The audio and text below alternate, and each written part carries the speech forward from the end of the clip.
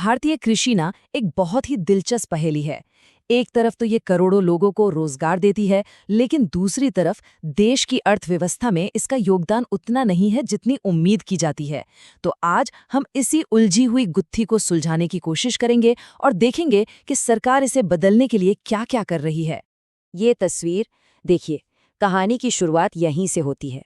भारत की लगभग आधी आबादी खेतों में दिन रात मेहनत करती है, पर जब देश की कुल कमाई में उनके इस काम का हिस्सा देखा जाता है तो वो बहुत छोटा नजर आता है। चलिए इसे जरा आंकड़ों में देखते हैं। देश का 46% वर्कफोर्स मतलब काम करने वाले लोग खेती-बाड़ी में लगे हैं, लेकिन ये सब मिलकर देश के टोटल इकोनॉमिक आउटपुट का सिर्फ 18% ही बना पाते हैं। ये गैप बहुत बड़ा है। तो सवाल ये है कि मैं ऐसा है क्यों? तो आइए इस अंतर के पीछे जो असली वजह है उन्हें समझने की कोशिश करते हैं। थोड़ा गहराई में उतरते हैं और इस समस्या का एक तरह से डायग्नोसिस करते हैं। तो जो सबसे पहली और बड़ी बात सामने आती है वो है कम पैदावार। मतलब सीधे सीधे शब्दों में कहें तो हमारे किसान 1 हेक्टेयर जमीन पर दुनिया के कई दूसरे देशों के किसानों के मुकाबले कम फसल उगा पाते हैं। अब जरा इन आंकड़ों पर गौर कीजिए। धान के मामले में चीन की पैदावार देखिए हमसे कितनी ज्यादा है। गेहूं में हम अमेरिका से थोड़ा सा बेहतर हैं, लेकिन चीन से काफी पीछे हैं। और मक्के को देखिए, अरे बाप रे, अमेरिका में पैदावार भारत से 3 गुने से भी ज्यादा है। ये नंबर वाकई सोचने पर मजबूर करते हैं, है ना? तो सवाल ये है कि ये पैदावार कम हो क्यों रही है? इसकी एक बहुत बड़ी वजह है हमारे खेतों का लगातार छोटा होते जाना। जब खेत छोटे होते हैं तो उन पर ट्रैक्टर या दूसरी मॉडर्न मशीनों का इस्तेमाल करना बहुत मुश्किल और महंगा हो जाता है। और ये चार्ट देखिए, ये कहानी और भी साफ साफ बताता है। 70 के दशक में एक औसत खेत का साइज 2.3 हेक्टेयर होता था और 2015-16 आते आते ये घटकर सिर्फ 1.1 हेक्टेयर रह गया। पीढ़ी दर पीढ़ी जमीन का बंटवारा होता रहता है और खेत छोटे होते जाते हैं। दिक्कत सिर्फ जमीन की नहीं है, पानी की भी है। 1 टन चावल उगाने में हम चीन से 2 गुने से भी ज्यादा पानी इस्तेमाल कर लेते हैं। और गेहूं के मामले में भी अमेरिका के मुकाबले हम लगभग डबल पानी खर्च कर देते हैं। पानी का ये जो अंधाधुंध इस्तेमाल है, ये अपने आप में ही एक बहुत बड़ा चैलेंज है। और फिर आती है खादों की कहानी, मतलब फर्टिलाइजर। देखिए, मिट्टी की अच्छी सेहत के लिए नाइट्रोजन, फास्फोरस और पोटेशियम का एक आइडियल रेशियो होता है, 4:2:1। पर भारत में असलियत देखिए, ये रेशियो कितना बिगड़ा हुआ है। हम नाइट्रोजन यानी यूरिया जरूरत से कहीं ज्यादा इस्तेमाल कर रहे हैं। इससे लंबे समय में मिट्टी की उपजाऊ शक्ति खत्म हो रही है। तो ठीक है, ये सारी समस्याएं तो समझ आ गईं, पर इनका इलाज क्या है? सरकार इस पहेली को 2 बड़े तरीकों से सुलझाने में लगी है। पहला तरीका है पैसा। तो चलिए देखते हैं कि खेती के नाम पर जो बजट आता है वो आखिर जा कहाँ रहा है। ये चार्ट बहुत कुछ साफ कर देता है। एग्रीकल्चर मिनिस्ट्री के बजट का सबसे बड़ा हिस्सा करीब 45% सीधे पीएम किसान योजना में जा रहा है।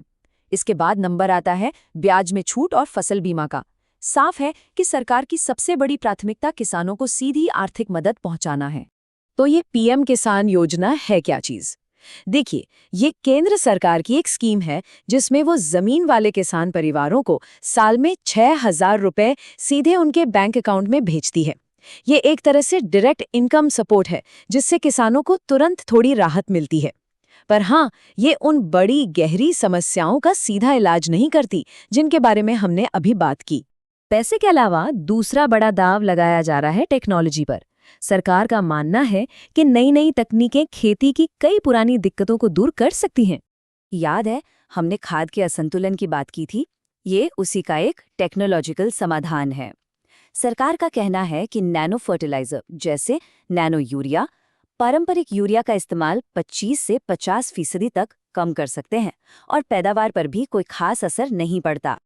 और ये सिर्फ बातें नहीं हैं, इसे अपनाया भी जा रहा है। अब तक नैनो फर्टिलाइजर की लगभग 16 करोड़ बोतलें बिक चुकी हैं। ये दिखाता है कि इस नई टेक्नोलॉजी को कितनी तेजी से आगे बढ़ाया जा रहा है। और इन नैनो फर्टिलाइजर के छिड़काव जैसे कामों के लिए ड्रोन टेक्नोलॉजी को भी बढ़ावा दिया जा रहा है। नमो ड्रोन दीदी जैसी स्कीम्स के तहत 1000 से ज्यादा ड्रोन महिला स्वयं सहायता समूहों को दिए गए हैं ताकि खेती करने के तरीके मॉडर्न हो सकें। तो बड़े बजट और नई तकनीक के साथ सब कुछ अच्छा अच्छा लग रहा है। लेकिन असल तस्वीर हमेशा थोड़ी ज्यादा उलझी हुई होती है। चलिए अब एक रियलिटी चेक करते हैं।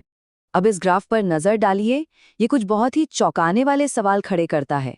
देखिए, हाल के सालों में जितने एरिया का फसल बीमा हुआ वो तो लगभग उतना ही रहा, लेकिन किसानों को मुआवजे के तौर पर मिलने वाली रकम अचानक से बहुत नीचे गिर गई।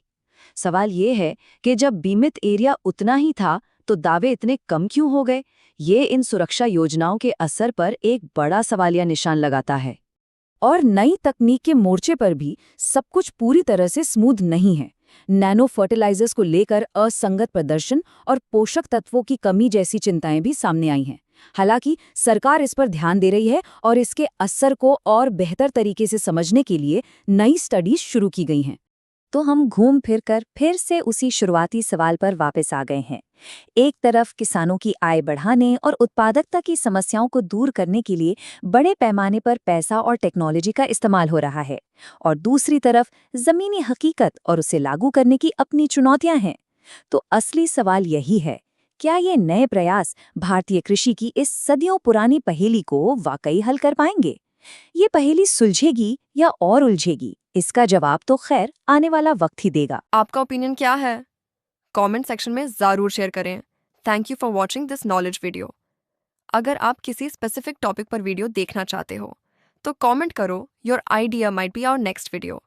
Don't forget to like, share and subscribe for more knowledge videos.